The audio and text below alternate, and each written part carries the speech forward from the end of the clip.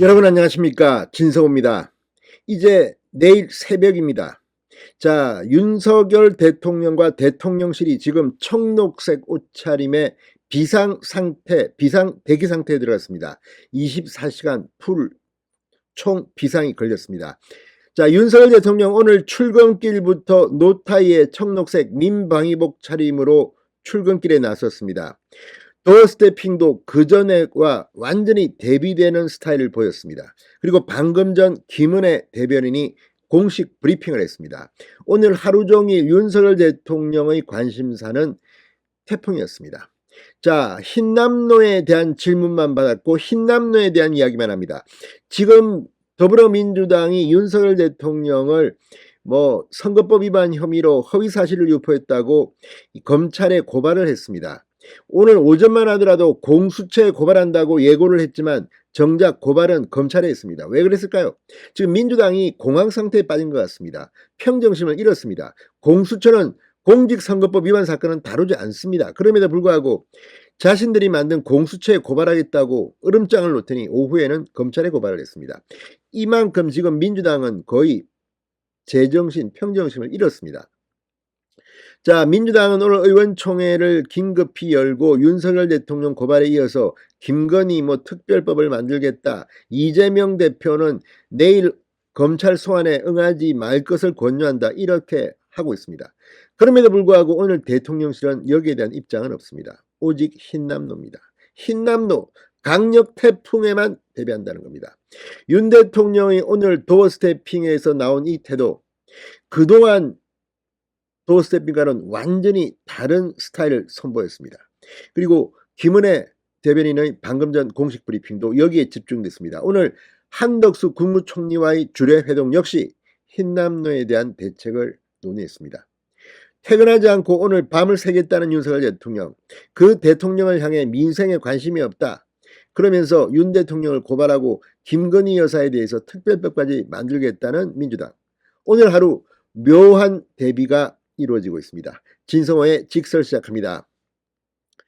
방송에 앞서 아직 진성호 방송의 구독자가 아니신 분은 붉은색 구독 버튼 눌러주십시오. 더 좋은 방송으로 보답하겠습니다.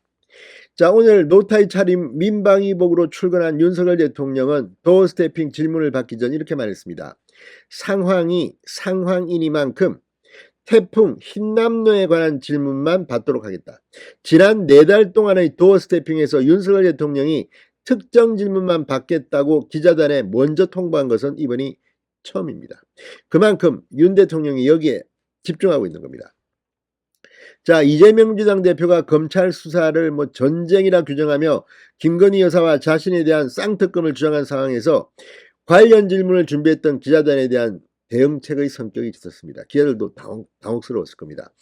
지난주 노코멘트라는 입장마저도 없다라며 이재명 대표 관련 검찰 수사와 거리두기를 하고 민생에 방점을 찍었던 대통령실 기자와도 통합니다. 오늘 의원총회에서 이재명 대표는 윤 대통령이 민생은 소홀히 하고 이렇게 정치 보복에 집중한다는 듯이 비판했지만 정반대입니다. 정치 문제는 노 코멘트, 흰남노, 태풍에만 집중한다는 겁니다. 자, 아무튼 윤 대통령의 얼굴도 오늘 조금 평소와 달랐습니다. 대통령실은 전날 밤 늦게까지 태풍 관련 상황을 보고받았기 때문이라고 설명했습니다. 자, 어쨌든 지금 모든 화법은 태풍과 통합니다. 김은혜 홍보수석은 방금 전 브리핑을 갖고 윤석열 대통령은 오늘 대통령 주재 수석 비서관 회의에서 초강력 태풍 흰남노 상황을 집중 논의했다. 흰남노가 6일 내일 새벽에 한반도에 상륙할 것으로 예상되는 만큼 윤 대통령은 오늘과 내일 대통령실에 머물면서 종합 상황을 보고받고 국민의 생명과 안전을 지키기 위해 점검에 나설 것이다. 이렇게 말했습니다. 자, 집에 안 간다는, 퇴근 안 한다는 이야기입니다. 대통령실 직원들 역시 24시간 교대 근무를 하면서 비상 근무를 할 것으로 알려졌습니다. 대통령실 관계자는 윤 대통령이 대통령실에서 취침한다는 뜻이냐는 질문에 단단히 준비를 하고 오신 것 같다는 말씀으로 가름해 달라고 말했습니다. 윤 대통령은 한덕수 총리와의 주례회동에서도 흰남노 관련 정부 대책 이 보고를 받고 단 한 명의 인명피해도 없어야 한다며 위험지역 안전조치 등 철저하게 대응해달라고 지시했습니다. 한 총리는 이 자리에서 원전산업 제도약 방안 등도 보고했다고 합니다.